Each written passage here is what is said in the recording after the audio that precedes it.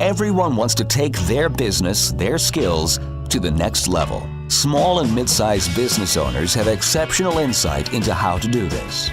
They endure and thrive because they find ways to overcome the challenges that come their way, and they can teach us valuable lessons to apply to our own companies and lives. Stephen Nooner, founder and owner of Alkali, a company with a unique process that helps businesses more effectively buy and manage their insurance programs. And Bob Gibbons, builder of Riata Commercial Realty, a real estate advisor and tenant advocate, are two prominent Metroplex businessmen who, along with their weekly guests, will ask their and your probing questions, finding impactful solutions that will help you reach for the next level. Here are your hosts, Stephen Nooner and Bob Gibbons. Welcome to The Next Level, Conversations that Propel Business. I'm Stephen Nooner. And this is Bob Gibbons, and we are back with another interesting set of guests today. We have with us from Chargeback Gurus, Srinivasan and Suresh Dakshina, and they are the co-founders, CEO, and president of Chargeback Gurus. And Chargeback Gurus is a chargeback prevention and recovery company helping companies spot credit card fraud, prevent chargeback losses. And you know what? I don't know what all that means. We're going to learn. But we're going to learn. This is an industry I didn't even know it exists, but these folks are really interesting. They have about 125 employees all around the world, India, the U.S., Canada, and Dominican Republic, all over the place. So we'll get into all of that. Welcome. We're glad you guys are here today. Welcome. Thank you very much. Thank you for having us. We are happy to be here. Well, Bob, first off, let me just set the record straight. Oh, no. Their industry exists because of you. Because of me. I'm just kidding. We like to, start every show with the wisdom of others. And there was a quote that you guys provided that I really liked. And it was, there were two really good ones, but the one we'll use is, when you change the way you look at things, the things you look at change. And that's Wayne Dyer. That's right. Why is that important to you guys? Because, in life, things will happen to everybody. Everybody has a life story, right? And how we respond to it rather than react is all that really makes a difference. When I heard this as a child, I thought, oh, okay, it's a cliche. I've heard it so many times. But as I've gotten into work life, business life, becoming an adult, and also moving from one country, one continent to another continent, that really made sense. And, to not blame myself or look at myself as a victim when things happen and when things don't go my way. So when I looked at the things that were happening to me a different way, the things really changed. And, in fact, I'm really interested in quantum physics, okay? In another life, I could have been an astrophysicist or something. I know it sounds like a nerd, but I was good at physics. I loved it. It's very interesting. I always watch these shows about universe and all that. So this was actually by a quantum physicist, I believe. And in quantum physics, they say when you look at a particle, it can be a particle, a point, or a wave, and how it appears to you depends on the viewer. Isn't that mind-blowing? So we've heard this in science, spirituality, and other ways. So I just really loved how they said it. Yeah, and I think it's a perfect tie-in because really, it sounds like, in a way, that's where the idea for your business came from is a setback. Can you share that story? I thought it was a pretty interesting story. Oh yeah, sure. We started many different business ventures, and we were running a call center for many years. And so the first set of chargebacks we faced was from a business client who used our services for many months and accepted reports and all of it. We were servicing him with customer service and sales phone calls. And then we faced a set of chargebacks. He had charged back every single charge he had paid us through his credit card. And what does a chargeback mean? A chargeback is, when you pick, let's say I have a credit card and I buy something, I pay it using my credit card. I can pick up my phone or I can go online and call my credit card company and say, nope, that wasn't me. No, I don't know this, or the product wasn't delivered, or any reason. So a protest and then in the charge. a dispute. Okay. Yeah. And the charge is given back from the business to the customer. Okay. So it becomes a charge. Even though they've already received, in your case, the service. Yes. So then that happened really, based on your quote, for you. Yeah, and And your I was response taken was- aback. yeah. And at that time, I believe this was 2004 or 5, I don't even remember, a long time ago. And to me, it felt like a deep, dark, mysterious world, because I only had one phone number to call, and they just said, everything is in the letter you received, you just have to submit everything on time. Okay, but what is this? No help, no nothing. So I had to cancel all my work, and I dug in, and Suresh helped me. We both dug in, and we spent a few weeks, maybe a couple of weeks, learning about it. We collected all the data, and that's when we decided, okay, we got to file this on time, and we did. We won every single chargeback. And then a light bulb went off, because our clients are also facing disputes, but they're doing nothing about it because they don't have the time or the knowledge or the energy to even look into this. Just write it off, cost of business. So that's how it A started. lot of lost revenue, right? So Suresh, is there any industry standards on how much chargebacks are costing companies? Well, we have estimated that e-commerce businesses have lost close to $7 billion last year alone. Last year. Last year alone. Billions. And that's growing. And it has been estimated that a chargeback costs 3 times the transaction cost. Because when a merchant has sold the product, they have hidden cost here. Operational cost of getting the customer, transaction cost, shipping cost. So when a customer files a dispute and a merchant doesn't do anything about it, then they lose everything. They have already been taken the amount from the transaction. Yeah. They have to pay for the product and the cost of getting the customer and the operations out of their pocket. So it can cost close to 3 times the cost of chargeback. Wow. It is a serious problem. Some of the businesses we have spoken to, we said, like, you've been losing close to $200,000 a year in chargebacks. Why haven't you taken the time to fight it? They said, we are too busy doing other things.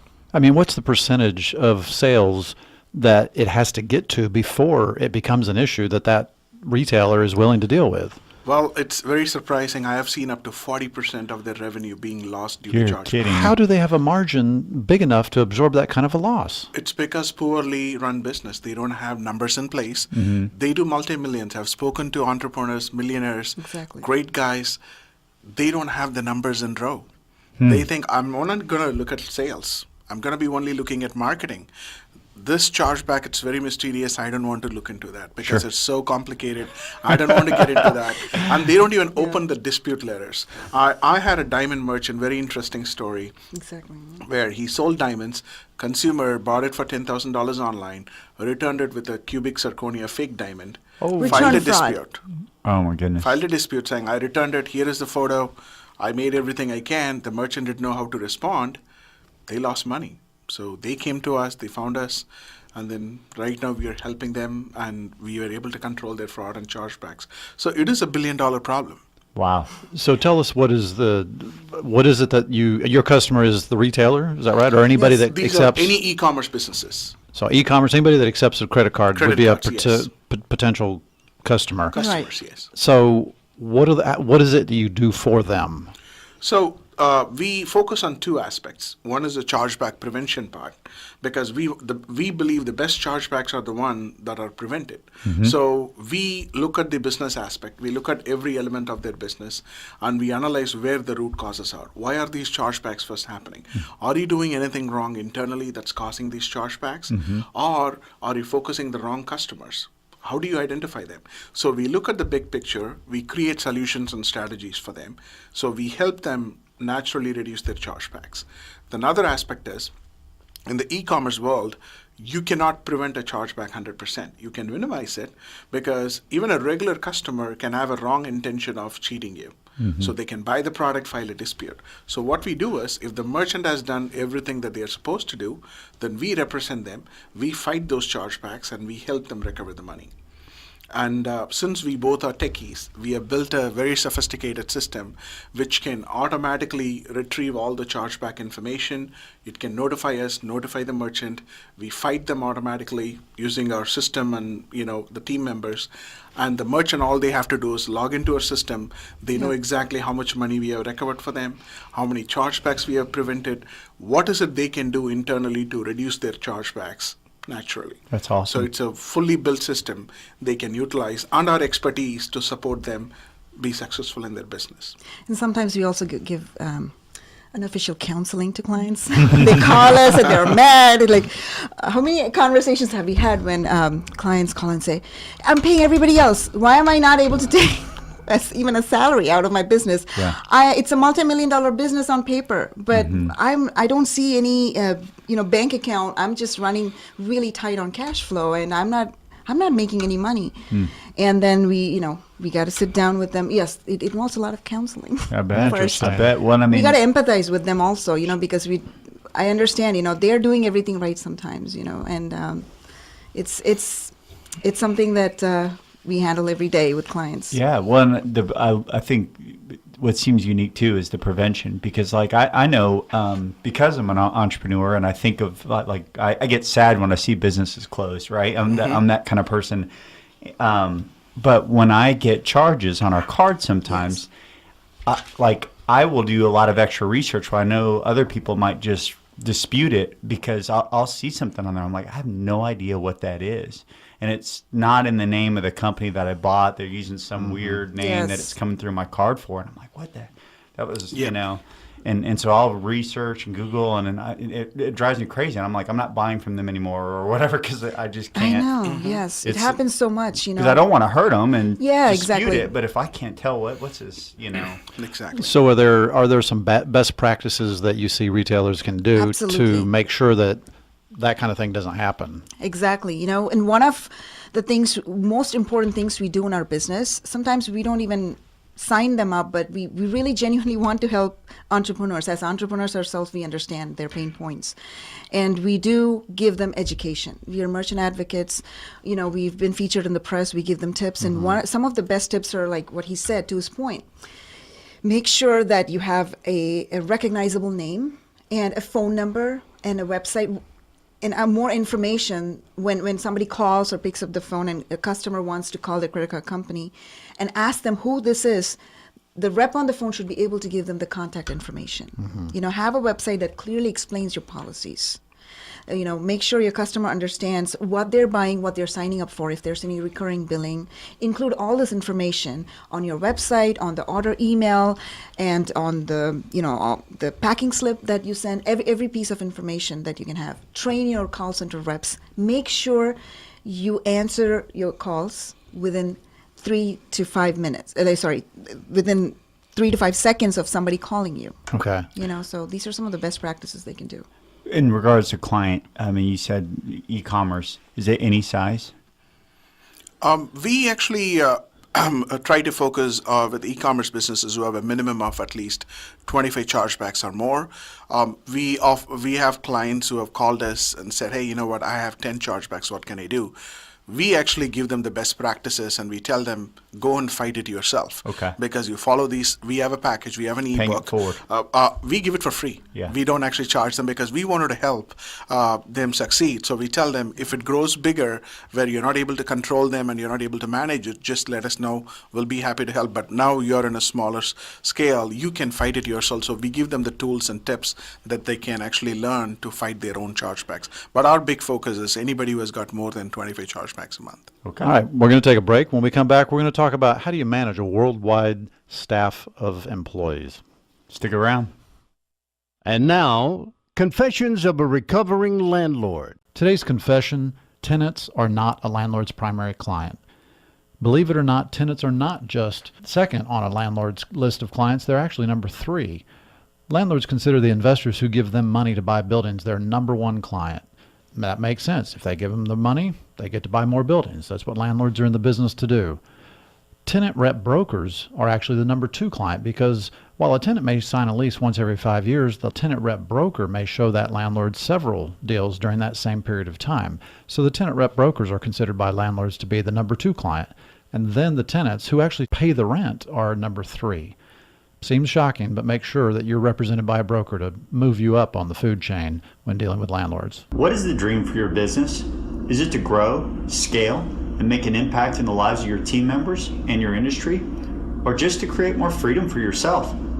Too often, administrative complexities get in the way, such as keeping up with regulations, buying and managing the ever-changing and increasing cost of insurance and human resource solutions. Do you ever spend time wondering, are we really operating as efficiently as we can? Are we properly insured? Are we Affordable Care Act, Trump Care Act, whatever Care Act is next, compliant? The solution we're currently using helped us get from 2 to 20 employees, but is it what we need to get to 200? If so, you likely need an active partner and solution to help you take back control, and Alkali can help. At Alkali, we have a long-term solution called the Empowered Advantage that puts business owners and their executive teams back in control with maximum value and minimal effort. Our strategies allow you to shift your focus back to your dream for your business, and best of all, our process adjusts with you as you grow. Entrepreneurs, business owners, and their executive teams who work with us have more control and operate at higher levels than their competitors. Are you ready to go to the next level? Visit alkaliservices.com or call us today to get started. Hi, I'm Carrie Martinez, President and CEO of CM Productions, a visual content agency. We tell intelligent visual stories. Two of those things you probably aren't used to hearing about from Steve and Bob. Welcome back. We're with Srii and Suresh, co-founders of Chargeback Gurus. You can learn more at chargebackgurus.com. I'm very disappointed you didn't take a run at those last you names. set the bar so high. And I happens just, all the yes, time. yes. All right. I should have started that way. The show would go up. There you go. All right. So before the break, I threw out a hook of dealing with an international workforce. And you guys have 125 employees. You're in India, you're in Costa Rica, you're in the U.S. Any other countries that you have employees besides those? Dominican. Yes, Dominican Dominican Republic. Republic, and one person moved to Germany. So, you know, they're fluid. So based on their life situations, they move. All right. So And- first thing is you do all your business in English. Yes. So how do you find these people to work for you? Well, we have a very vigorous interview process. We look for, the qualification, that's the key, but we also put equal emphasis on the attitude. We ask them series of questions to check how good they are. Do they believe in our vision and goals? Because whether you have employees here or you have remotely, trust goes a very long way. We believe in actually making them a leader in their own department so that they can think, they can plan, they can execute, and they can make critical decisions. Because if you are not letting your employees be the person you wanted them to be, then you are becoming micromanagers. So for us, trust goes a long way. And people who have been with us, they have been with us for more than 4 or 5 years. They're very passionate about working. It's because of the respect, the creativity they have in their job, and they are a part of a bigger picture. They are not just a number game. So Okay. once they have established the trust, we let them work from anywhere as long as the roles and responsibilities are being actually done every month. So the big concern that a lot of businesses have about letting people work remotely from home or wherever is, how do I really know that they're doing what they're supposed to be doing? So how do you deal with that? Well, there are several ways to deal with it. You know, we have to set specific goals and benchmarks for them to attain, and we need to have regular meetings with them. But we also, like Suresh was saying, tell them what the bigger picture is, and tell them what our core values are, and then tell them how we embody those values as well in our life.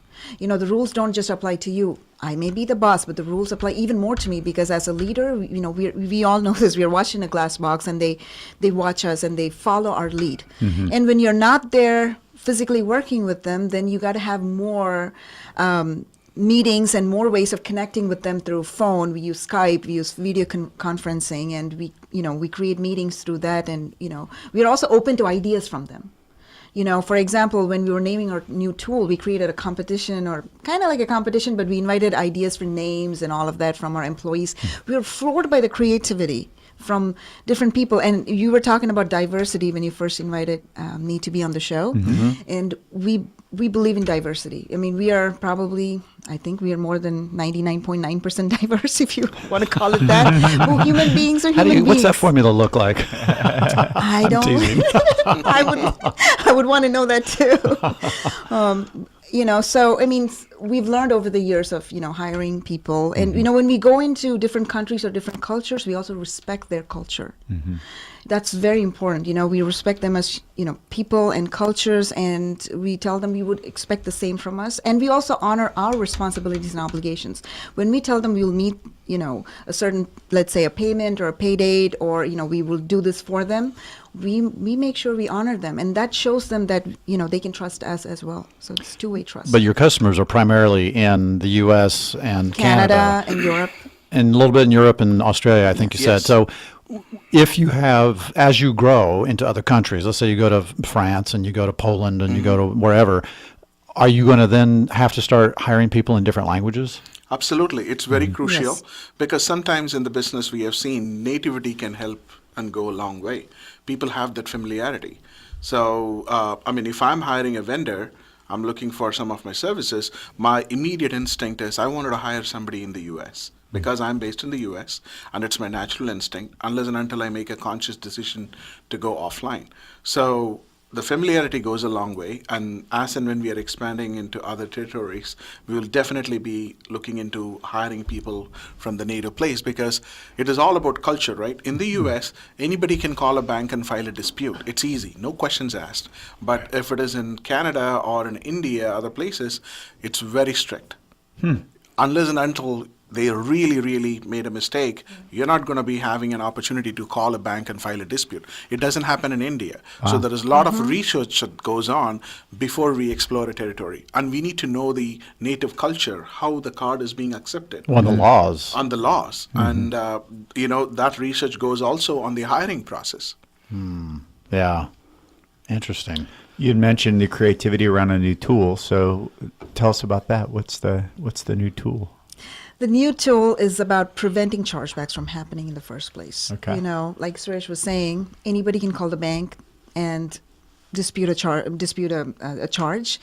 So we want to work with card networks as well, and create some transparency to the phone rep who's handling a phone call from a customer. So if a customer says, "Nope, I never got the product," if the rep on the phone can have some transparency and know what the order was about, what product was ordered, whether there was shipment done, is there a tracking number, etc., they can immediately talk to the customer and say, "Hey, I see this and this and this. I see that you ordered this product on this date. It was shipped here. Here's the proof.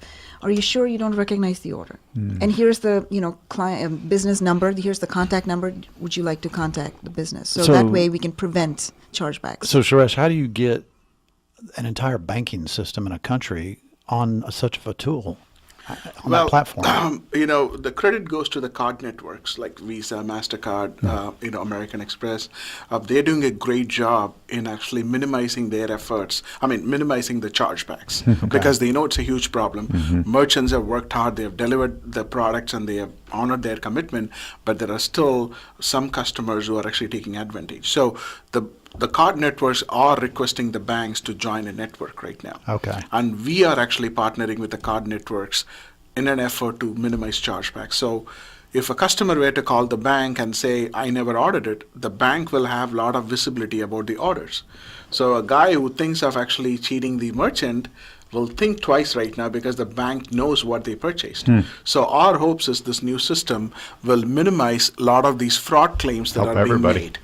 Okay. And hopefully it will help the e-commerce community thrive. And so, out of curiosity, what does it come like Amazon? Obviously, what do they do with something like this? You got to figure that. It is a big problem. I attended one trade show where there was a guy who was a professional scam artist, and he was the FBI most wanted list.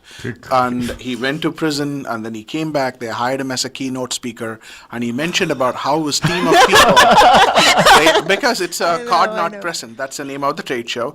So he came and mentioned that they had a team of people. They will buy HDTV. At that time it was very popular, $2,500, $3,000 TV. They will order on Amazon, pretend the product never got delivered. Amazon had a great policy. They will try to reship the product 2 or 3 times, and the third time actually, if it still happens, you say the product never got delivered, they will refund your money. So now you got the money, you have these $2,000 worth of TV, and you have 3 or 4 TVs that you can sell on eBay. So there are professional people who know how these are being done, and they take advantage of everybody. And Amazon has got a whole team disputing chargebacks. Wow. I guess. And I see their job ads actually in different places, looking for chargeback fighting expert, looking for chargeback manager. And, I've actually been on panel with QVC, one of the experts who manages the chargeback division at QVC. She said they have like thousands of chargebacks they're facing, and they have an internal team who's fighting these chargebacks. So it is a problem for everyone. I don't even think about that because, it is a problem for because everyone else ends up paying more too because of that. Yes. I mean, it's, Actually, we as customers pay more because of this. that's They, unbelievable. they need to include it in the cost of doing business. It is. So, of course, the product cost is going to go high. Sure. Yeah. That's incredible to me. I don't think in those terms. How do I find, these people are always so creative, it seems to me, criminals. And I mean, that's what they are. They're criminals. And if they would just use some of that creativity to doing something constructive, Absolutely. it would be The world would be a we'd all better be better, place. right? I don't. Is there, does cryptocurrency, you see the rise of all this, is that going to change any of this? I mean, is that, Cryptocurrencies, Bitcoin, there's no chargebacks on Bitcoin because it's not traceable. It's based on the blockchain technology. The chargeback situation, it's not possible.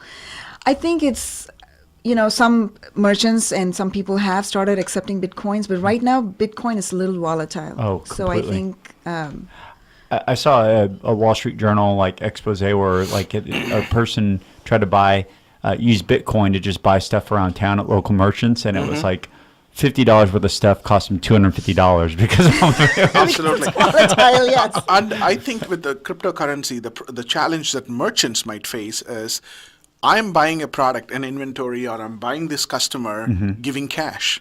And that's a standard value. So I know what I'm paying. But on the income side, if I'm strictly accepting cryptocurrency, my income can go up and down. So Yes. I'm investing my whole business as stocks. That could be very challenging. Yes. Since there is no regulation, if I'm a merchant, I don't want to take that gamble. Sure. Because I'm paying real money to buy the customer, to buy my inventory, to pay my people, and now I'm having a variable income coming in. Sometimes it can go underwater. Yep.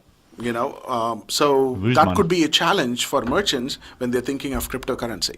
Yeah.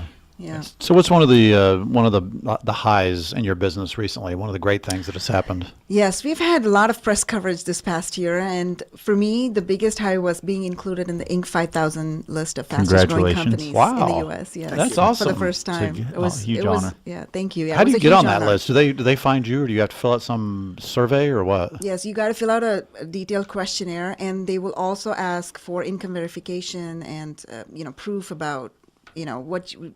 They verify whatever you state Sure. because you could state it. Yeah, you have to state that. Well, It's a very vigorous process. Yes, it's a lot a of vigorous questions, and they compare your last 3 years of income growth, and then they rank you according to the number of submissions they received. Yeah. well, congratulations. That's huge. Thank you very much. What's Thank you. next? Well, our next thing is actually we wanted to. We are in the process of developing a program where we have been approached by a lot of small merchants who have 10 chargebacks, 12 chargebacks. They're struggling. They wanted something where they can learn, they can use it, they can train somebody. So we wanted to work on a tool where we can give it to them. It automatically, helps them fight the dispute. They never have to worry about how to fight it, what documents to provide. So we are working on a tool that we can automate so that we can provide all these small merchants Cool. that can help them succeed. Because I would say if you come across 10 big merchants, you come across thousands of small I bet. merchants. Yes. So they are a big part of our economy. Sure. They make a big impact on our economy. So having them succeed is going to definitely help us all. So we want to be a part of it, and I think that tool will help us out. Well, thank you so much for being on our show, Srii and Suresh. We really enjoyed Thank it. you. For our listeners, please go to chargebackgurus.com to learn more. Go to nextlevelshow.com to learn more about the show. Help spread the word. You guys all probably know someone that's been impacted by this. Have a great week. Thank you. Thank you. You have been listening to The Next Level, Conversations That Propel Business with Stephen Nooner and Bob Gibbons. Join us every Tuesday at 1:30 p.m. for more prolific conversations that will take your business to the next level.